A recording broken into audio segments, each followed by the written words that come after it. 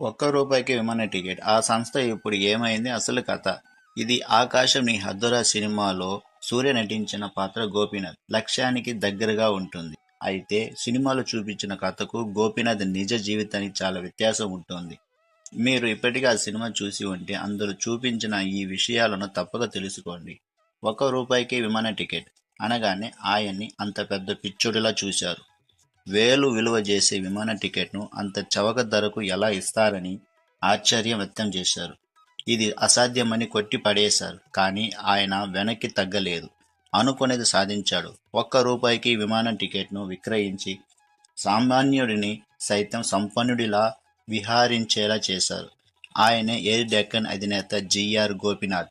తాజాగా విడుదలైన హీరో సూర్య చిత్రం 'ఆకాశం నీ హద్దురా' సినిమా ఆయన స్ఫూర్తితోనే తెరకెక్కింది.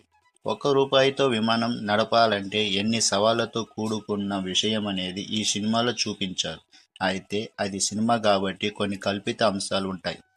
కాబట్టి రియల్ లైఫ్లో ఎయిర్ డెక్కన్ రెక్కలు ఎలా విచ్చుకుంది? ఆ విమానయాన సంస్థ ఇప్పటికీ సేవలు అందిస్తుందా? ఒక్క రూపాయితో విమాన టికెట్ విజయవంతమైందా? ఇప్పుడు గోపీనాథ్ ఏం చేస్తున్నారు? తదితర విషయాలను ఇప్పుడు చూద్దాం. చివర్లో సినిమాలో చూపించిన విమానం ప్రమాద ఘటన నిజమా కాదా అనేది కూడా మిస్ కాకుండా తెలుసుకోండి. విమానయానం కేవలం సంపన్నులకు మాత్రమేనా? వారితో సమానంగా సామాన్యుడు విమానంలో ప్రయాణించలేడా అనే ప్రశ్నతో ఏర్పడినదే ఈ ఒక్క రూపాయితో విమాన ప్రయాణం. 28 ఏళ్ల వయసులోనే గోపీనాథ్ మనసులో తట్టిన ఈ ఆలోచన అమల్లోకి తెచ్చేందుకు ఆయన ఎంతో శ్రమించారు. చివరికి సాధించారు. 2003లోనే ఆయన ఎయిర్ డెక్కన్ ద్వారా విమాన సేవలను ప్రారంభించారు. అయితే రూపాయికే విమాన టికెట్ను అందించాలనే నిర్ణయాన్ని 2006లో అమలు చేశారు. ఎవరు ఈ గోపీనాథ్? జిఆర్ గోపీనాథ్ పూర్తి పేరు గోరేరు రామస్వామి అయ్యంగార్ గోపీనాథ్. ఆయన 1951 నవంబర్ 13న కర్ణాటకలోని హసన్ జిల్లాలోని ఒక చిన్న గ్రామంలో జన్మించారు. 8 మంది సంతానంలో గోపీనాథ్ రెండోవారు. ఆయన తండ్రి ఓ స్కూల్లో టీచర్.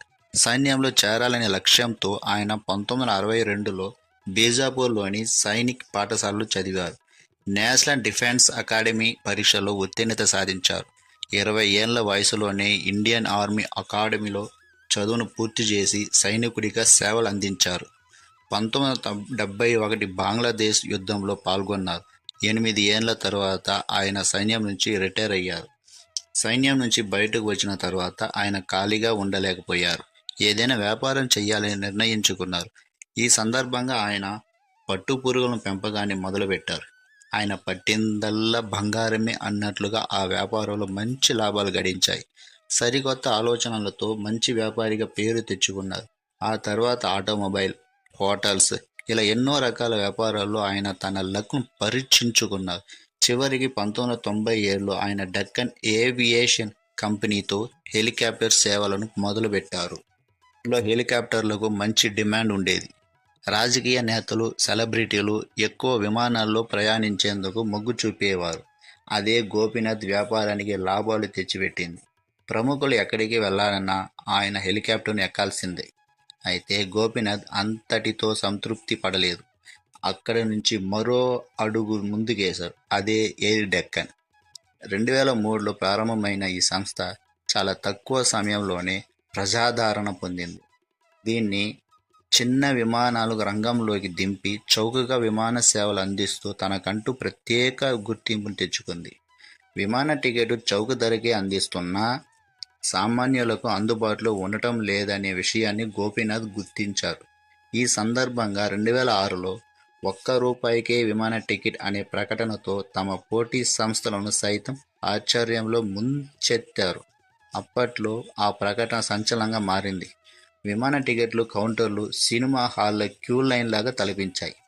ప్రజల నుంచి ఊహించిన స్పందన రావడంతో చిన్న విమానయాన సంస్థలో కొత్త ఆశలు చిగురించాయి. ఎయిర్ డెక్కన్ తరహాలో ఒక్క రూపాయికి విమాన టికెట్ అందించకపోయినా అందులో ధరలో సేవలు అందించేందుకు jet light, go air, IndiGo, spice jet వంటి సంస్థలు ముందుకొచ్చాయి. ఒక్క రూపాయి టికెట్ విజయవంతమైందా అనే విషయానికి వస్తే ఇక్కడ మనం సినిమాకు నిజ జీవితానికి మధ్య ఉన్న వ్యత్యాసాన్ని తెలుసుకోవాలి. సినిమా ప్రకారం ₹1కే విమానం టికెట్ అనేది ఓ సక్సెస్ ఫార్ములా. కానీ వాస్తవానికి జీవితంలో ఈ సంస్థకు అతి పెద్దగా లాభాలు తెచ్చిపెట్టలేదు. గోపీనాథ్ భావించినట్లు ఆయన సామాన్య ప్రజలకు కలను నిజం చేయగలిగారు. కానీ దానివల్ల సంస్థ భారీ నష్టాలను చూడాల్సి వచ్చింది. ₹1 ఆలోచన అమలు చేసిన 2 ఏళ్లలోనే ఆ సంస్థ మళ్ళా తేరుకోలేని పరిస్థితి ఏర్పడింది.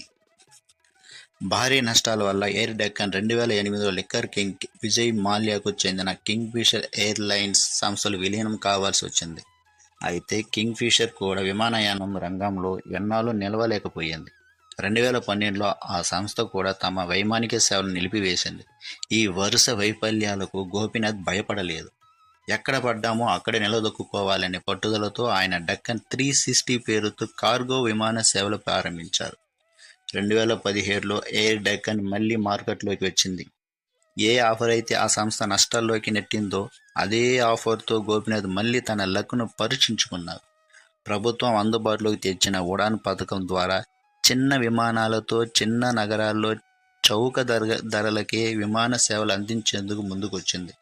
తొలుత ముంబై, ఢిల్లీ, కోల్కతా, షిల్లాంగ్ నగరాలను కలుపుతూ విమాన సేవలు మొదలుపెట్టింది.